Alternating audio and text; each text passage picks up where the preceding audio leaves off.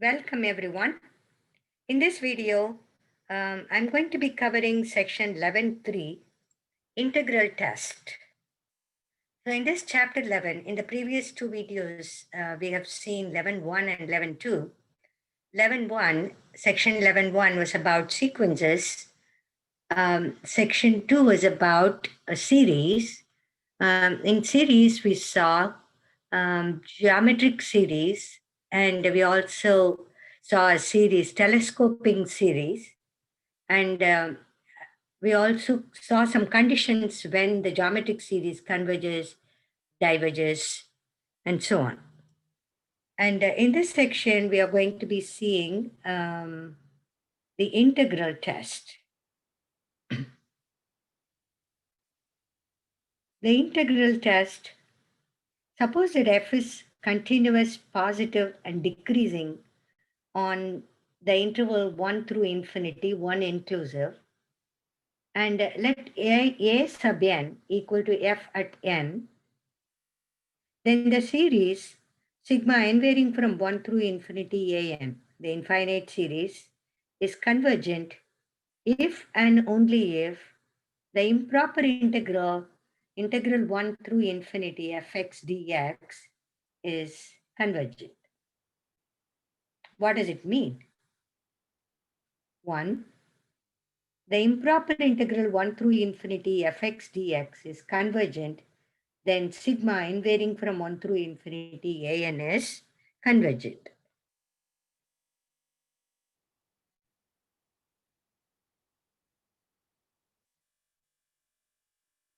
Two, improper integral 1 through infinity fx dx is divergent, then the infinite series sigma n varying from 1 through infinity a n, a sub n, is divergent as well.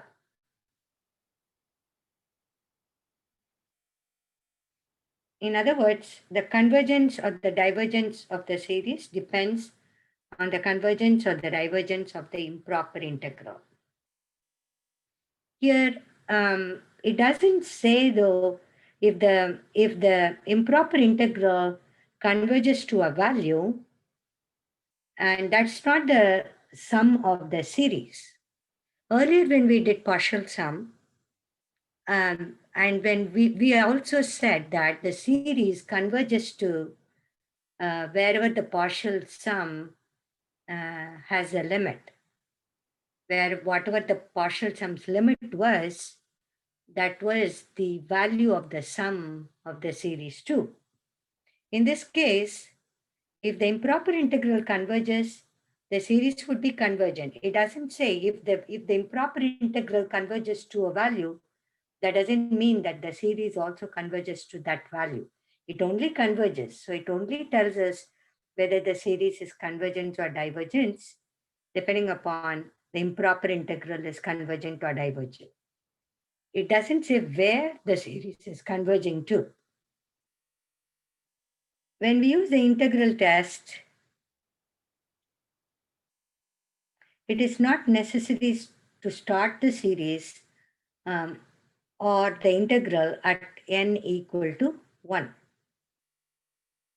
For instance, in testing the series sigma n varying from 0 through n varying from 4 through infinity, 1 over n minus 3 the whole square, we use the integral with the limits 4 through infinity. Also, it's not necessary that f be always decreasing. It's enough if it is eventually decreasing or ultimately decreasing. What is important is that f is ultimately decreasing, that is decreasing for x larger than some number n. Also, we saw that sigma n varying from uppercase n through infinity a n is convergent. So, sigma n varying from 1 through infinity a n is convergent. So this tells us that this is from uppercase n here. So what it tells us is that if limit is n varying from, let's say, 10 through infinity of some an is convergent,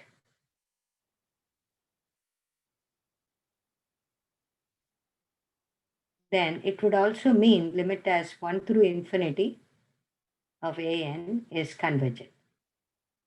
So by taking away 9 terms of the series does not alter the convergence of the series. Let's try example number 1. Test the series sigma n varying from 1 through infinity 1 over n squared plus 1 for convergence or divergence. So it's not a geometric series. It's not a series that we know of. So we have to apply only integral test in this case. In order to do the integral test, keep in mind, without this sigma, what is given is the nth term of the series. So we have to use the relating function.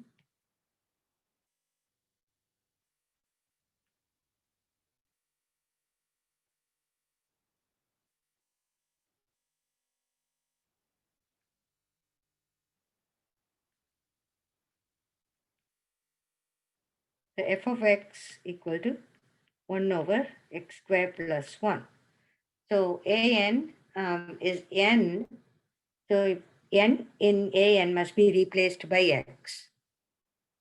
This function is continuous, positive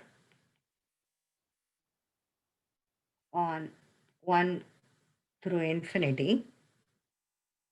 But is it decreasing also? Is it decreasing also?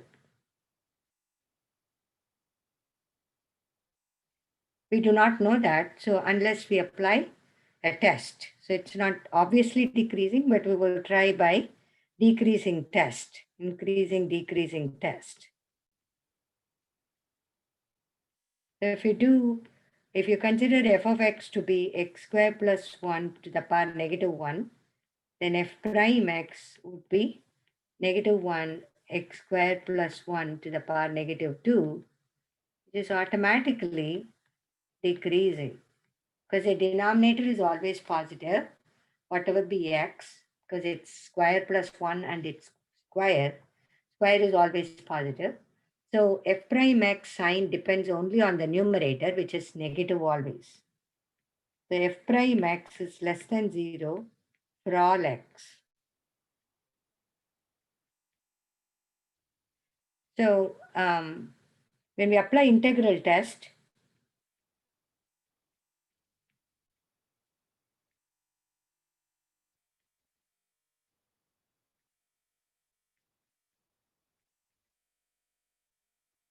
so from step 1, we have shown that f of x is continuous, positive, and decreasing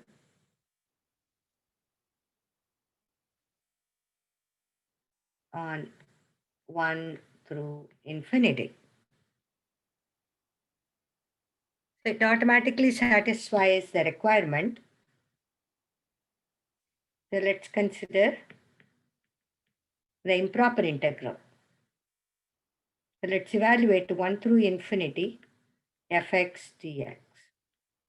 This integral 1 through infinity, fx is 1 over x squared plus 1 dx. This is improper integral. So let's write the way we write the improper integral. Limit as t approaching infinity, 1 through t, 1 over x squared plus 1 dx. This will be limit as t approaching infinity, integral of 1 over x squared plus 1, which will be tan inverse of x between 1 to t and t approaching infinity. So it is limit as t approaching infinity, tan inverse of t minus tan inverse of 1, but t is approaching infinity, that is tan inverse of infinity, which is pi by 2, and tan inverse of 1, inverse tan of 1 is pi by 4. That is pi by 2 minus pi by 4, which is pi by 4. So this tells us that improper integral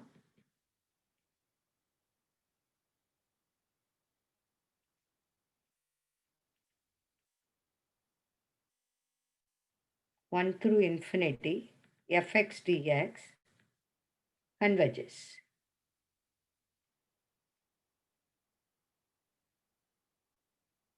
This means that by integral test,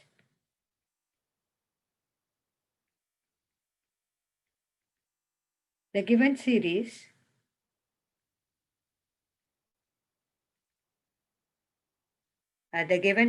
sigma n varying from 1 through infinity 1 over n square plus 1 is convergent.